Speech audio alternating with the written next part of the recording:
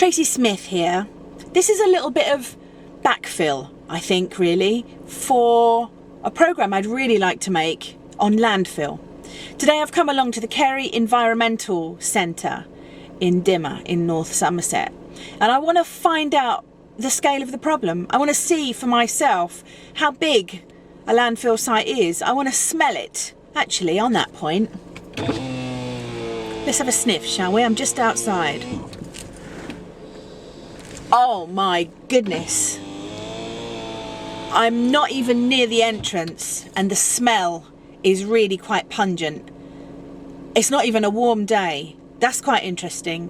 I don't know whether I'm going to be inspired by this visit or despondent, or I suspect I'm going to be energised to trying to make a difference, trying to make people recycle that one item that they're used to slinging in the bin. What's going to happen? That's anyone's guess.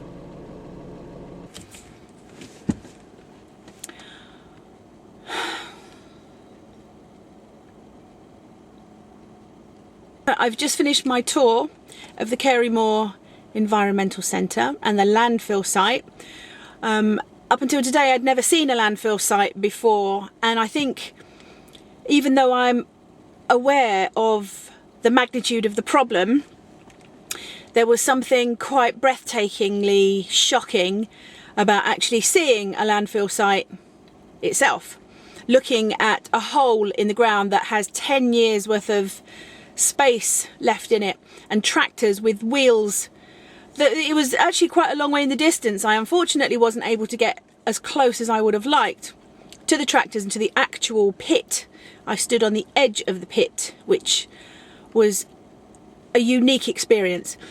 I guess I've concluded, I really am speechless, honestly. I've concluded by deciding that I have to come back and make a proper film of this visit.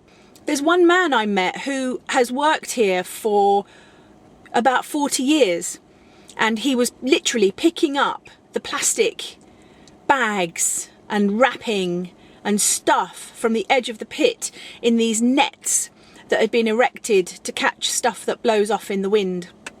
And it's not like he's, you know, I saw him doing his job and I thought to myself, well, you know, it's not like he's on a street where people are walking past him and seeing him doing a really good job. Nobody sees what he does here, and yet he comes in every day and he clears up this stuff from the edge of the pit. There's a shanty town. It's built from rubbish, obviously, as you can gather. It's several houses all strung together with corrugated iron, bits of string, bits of plastic, bits of sacking used on the doors.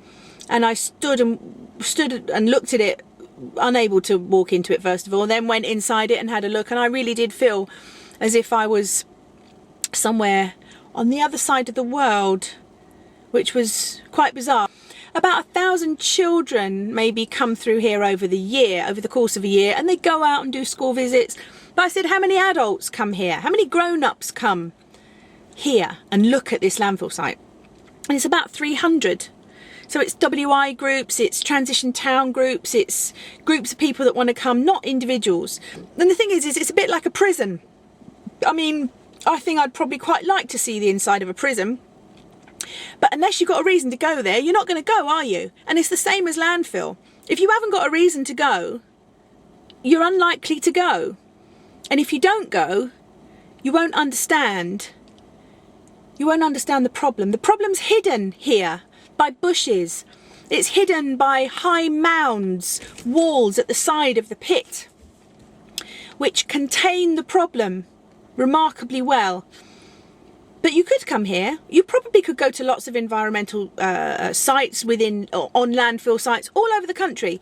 But are you likely to? Ask yourself that. Why don't you organise a trip with your school to your local landfill site? Why don't you come here to Kerry Environmental Centre in North Somerset? Bring the numbers up, because I can almost guarantee you, if you stand here amongst the, I'm really so tempted to say the shit, but I'll say the crud because that would be wrong, If you stand here amongst the stuff and look on the floor, look around you and say, do you know what? That could have come out of my bag. I saw paper, there's areas for food, there's stuff, and it's all squashed down by this massive tractor that squashes all the air out of it, out of the bags, which then actually makes the sort of biodegradation process a bit tricky because there's no oxygen in there to break it all down. So it's kind of compacting the problem. That's clever, isn't it? Landfill joke. I think you should come and see one, and I think you should spread the word, and I think you should share this video with your mates, because I'm not a nutcase, greeny, mental person living in a yurt. I'm a normal everyday mum who deals with normal everyday problems caused by normal everyday kids and normal everyday eating habits, clothing habits. I mean, I'm a pretty good green sort of person, but really, you know, I'm just a normal person. We're all normal people. But if we don't know what the problem is, how are we going to solve it? The hole in that ground is going to be there. Well, it's going to be full in 10 years when my children are 20, 21 and 22. What's going to happen then? Ask yourself the question, and ask yourself whether you can face going to see one, and ask yourself, really, is it time to start making a few changes? I think it is. Even I need to sharpen up. You need to sharpen up. We all need to sharpen up. We need to join all of the dots up, really, because this problem can't last. Anyway, I'm going to go now because it smells. Bye.